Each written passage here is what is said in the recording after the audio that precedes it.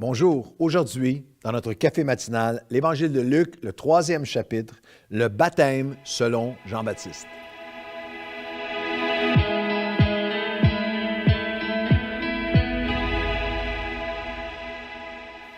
Bonjour à tous et bienvenue à votre café matinal. Nous traversons, comme vous le savez, les évangiles. Nous allons de chapitre en chapitre. Matthieu et Marc est couvert. On a tous les cafés matinaux, un café matinal par chapitre, un outil dévotionnel extraordinaire pour vous et qui est suivi maintenant par des milliers partout en francophonie. Et nous avons entamé l'évangile de Luc. Nous arrivons au 3e chapitre. Et notre thème aujourd'hui, le baptême selon Jean-Baptiste.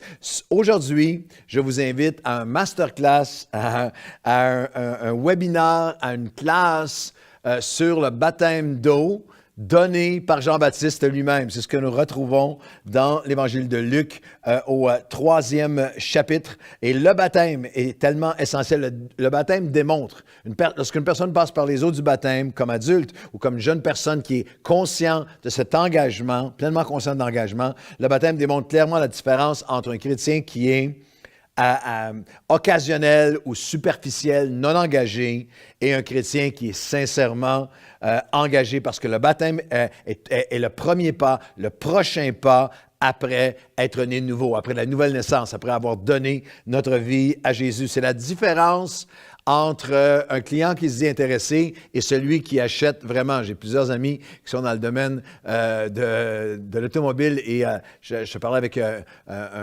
superviseur de plusieurs vendeurs d'automobiles, parce que je ne savais même pas que ça existait, mais il y a des clients qui viennent des dizaines de fois juste pour voir. Ils font poser 1000 questions, font toutes les demandes, toutes les visites, les tours et n'achètent jamais. Le baptême, c'est la différence entre le client intéressé superficiel et celui qui s'engage vraiment envers le Seigneur Jésus-Christ. Le baptême n'est pas une arrivée, mais c'est un commencement. Nous allons découvrir ensemble quelques pensées et principes sur le baptême qui sont vraiment pertinents pour nous encore aujourd'hui, à partir du baptême de Jean-Baptiste dans Luc chapitre 3, le baptême par Jean-Baptiste. Le baptême, la première notion, c'est que le baptême est biblique. Dans Luc 3, on retrouve le baptême de Jean-Baptiste, mais nous retrouvons le baptême dans chaque évangile et le Seigneur Jésus lui-même inclut le baptême, l'associe avec la mission même de l'Église. Dans Matthieu 28, 19 et 20, « Allez, faites de toutes les nations des disciples, les baptisant au nom du Père, du Fils et du Saint-Esprit. Enseignez-leur, observez tout ce que je vous ai prescrit. Et voici, je suis avec vous tous les jours jusqu'à la fin du monde. Nous sommes appelés à non seulement annoncer l'Évangile, mais à ce que des hommes et des femmes y répondent et en réponse à leur foi, comme témoignage de leur foi, soient baptisés dans l'eau. Le baptême d'eau prend place quand une personne est née de nouveau. Nous ne trouvons pas une seule personne dans tout le Nouveau Testament, dans toutes les Écritures, aucune personne, il n'y a pas une seule personne qui est chrétienne, qui est née de nouveau, non baptisée. Le baptême d'eau prend place après la deuxième naissance et non après la première naissance. Dans un arrière-plan catholique, par exemple, il y a eu toute cette tradition de, après qu'un bébé est né, il va être baptisé, qui n'est pas une pratique biblique. La pratique biblique, c'est que le baptême ne prend pas place après la première naissance, mais après la deuxième naissance. Lorsque quelqu'un est en âge de prendre une décision pour le Seigneur Jésus-Christ, donne sa vie au Seigneur Jésus et témoigne après sa deuxième naissance spirituelle. Un chrétien, quelqu'un qui naît deux fois. Il naît une fois physiquement et il naît par la suite spirituellement, naître de nouveau. Alors, le chrétien est quelqu'un qui naît deux fois, mais ne meurt jamais. Cette enveloppe s'éteindra, mais absent du corps, nous allons être présents avec le Seigneur. Il y avait lié avec le baptême des bébés dans la théologie catholique. Il y avait lié la pensée qu'il faut absolument baptiser l'enfant parce que s'il meurt comme enfant, comme bébé, il y a un endroit terrible, pré-infernal, les limbes, tel que c'était appelé. Bibliquement, je veux que vous sachiez que chaque enfant, chaque bébé, chaque enfant, qu'il soit même pas encore de ce monde, mais dans le sein de sa mère ou qui est né, chaque enfant, s'il meurt, va au ciel directement dans la présence de Dieu. Il y a des multitudes d'enfants au ciel. Il n'y a pas d'enfants en enfer séparés de Dieu pour l'éternité. Les enfants, les adultes vont en venir à prendre une décision pour Christ ou non Christ, ou le choisir ou le rejeter, qui va avoir un impact non seulement sur leur vie, mais sur l'éternité. Alors, le baptême est profondément biblique. Et le baptême, selon Jean-Baptiste, la deuxième notion, c'est que le baptême est aussi profondément personnel. L'Évangile de Luc commence avec cette pensée. La 15e année du règne de Tibère César, Ponce Pilate était le gouverneur de la Judée, Hérode le tétrarque de la Galilée, son frère Philippe, Lysanas, le tétrarque d'Abilène, du temps des souverains sacrificateurs Anne et Caïphe.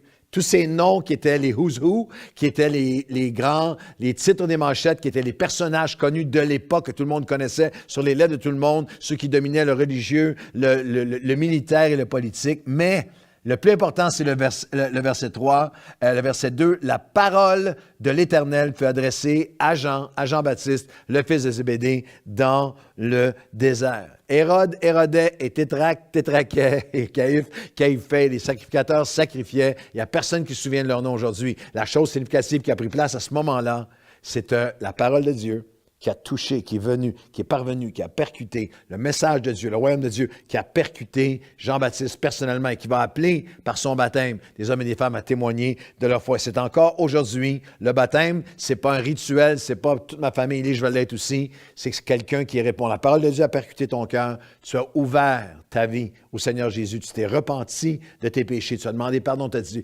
invité Jésus dans ta vie, tu es né de nouveau, personnellement, une personne à la fois, et tu réponds par un témoignage de foi en étant baptisé. Le baptême est profondément biblique, il est personnel. La troisième notion, c'est que le baptême est public. C'est une déclaration de foi, c'est un témoignage, une proclamation. Lorsque l'Évangile de Matthieu parle du baptême de Jean-Baptiste, fait référence à ce texte de notre Évangile de Luc, chapitre 3. Dans Matthieu 3, vous avez les habitants de Jérusalem, toute la Judée, tout le pays des environs se rendaient auprès de Jean-Baptiste et confessant leurs péchés, ils se faisaient baptiser par lui dans le fleuve Jourdain. Il y avait une déclaration publique. C'est une déclaration, une proclamation de notre foi. J'appartiens au Seigneur Jésus. Je déclare ma foi. Nous ne sommes pas, ce n'est pas quelque chose qui doit être dogmatique ou être légaliste. Ce n'est pas une question de combien de personnes étaient là. Est-ce qu'il y avait assez une grande foule ou est-ce que tu peux être quelques personnes dans une maison, dans une piscine privée?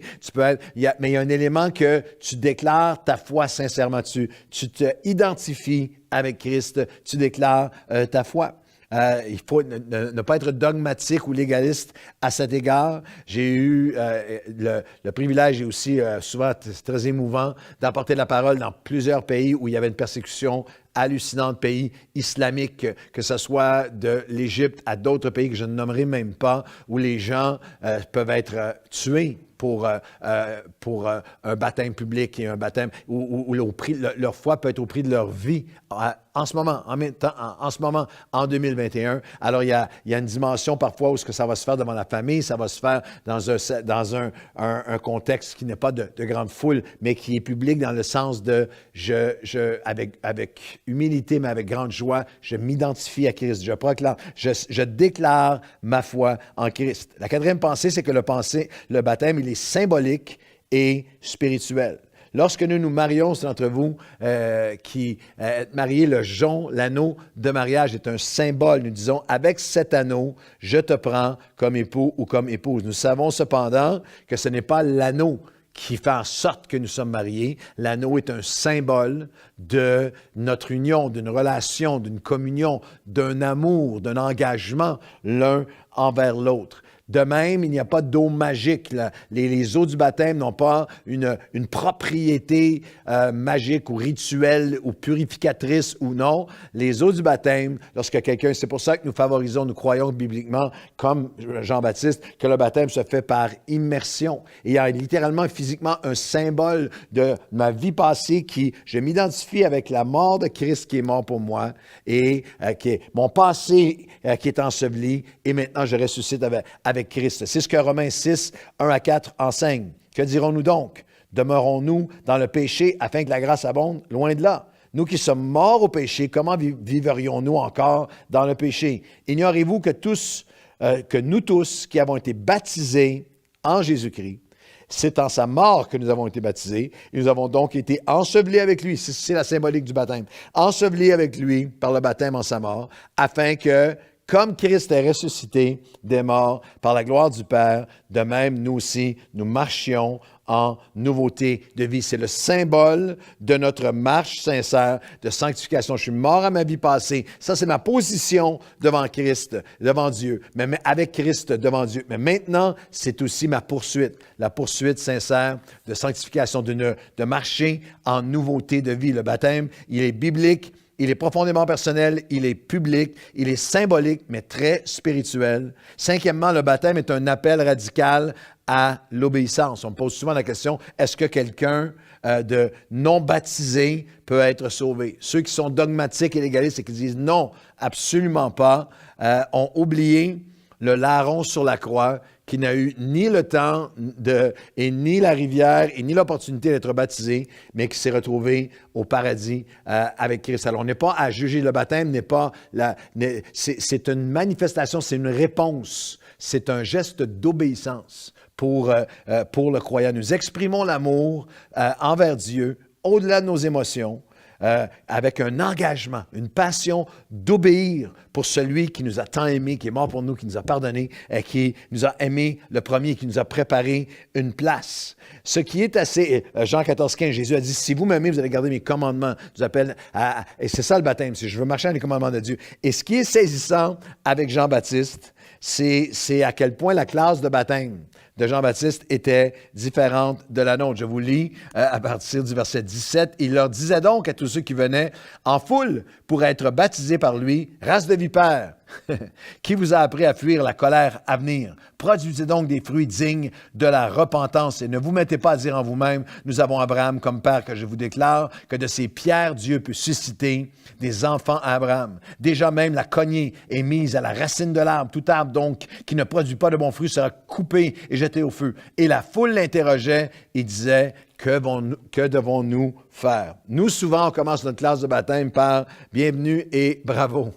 Mais Jean-Baptiste nous rappelle que l'appel au baptême est un appel à l'obéissance. Il leur dit, il faut que ce baptême représente votre désir sincère de produire des fruits dignes de la repentance. C'est pas parce que vous aviez Abraham comme père, c'est pas parce que ta famille était chrétienne, c'est pas parce que tu étais religieux que maintenant tu es baptisé d'eau. Le baptême doit représenter un désir d'obéir, un appel radical à obéir à Jésus-Christ. Ne dites pas, donc, nous sommes les enfants d'Abraham. Il parle littéralement que le baptême nous rappelle qu'il y a une hache à la racine de nos cœurs pour retrancher en Christ tout ce qui doit, tout ce qui est œuvre de ténèbres, tout ce qui n'est pas à sa gloire dans nos vies. Nos cœurs sont prêts à retrancher ce qui doit l'être. Vous devez porter du fruit. Ce qui est magnifique, c'est que la conviction de l'Esprit était tellement réelle que la foule ont répondu au verset 10 et l'interrogeait et disait, « Que devons-nous faire? » Et ça, c'est une marque de quelqu'un lorsqu'il est baptisé, du baptême et aussi du fruit de la repentance, de quelqu'un qui dit, « Seigneur, qu'est-ce que je dois faire? Qu'est-ce que je dois changer? »